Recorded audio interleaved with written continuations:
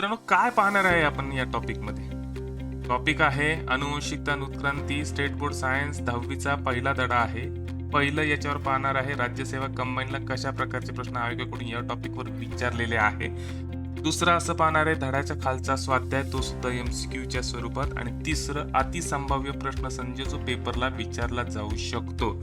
चला मग सुरुवात करू आपण या 35 MCQला.